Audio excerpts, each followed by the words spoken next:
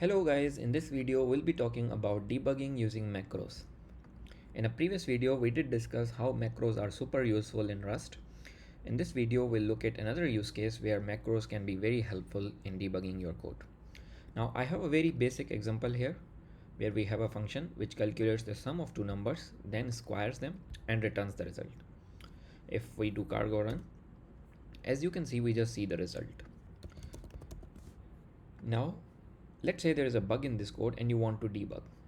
Now in other different programming language, the only way is to print each line and then see what's going on. But in Rust, you can use this dbg macro and just wrap your expressions around them. Let's say same I do for this line,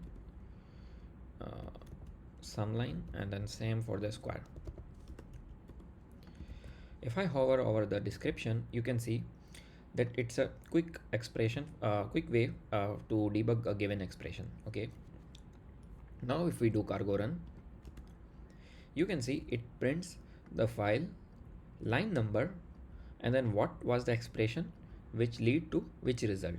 So x plus y, basically 2 plus 4 lead to a result 6.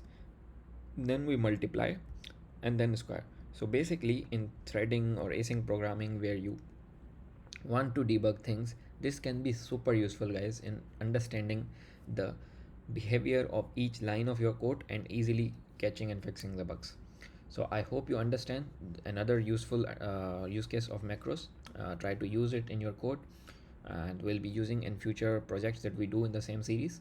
I'll catch you guys in the next video with another interesting topic and trick. Until then, thanks for watching.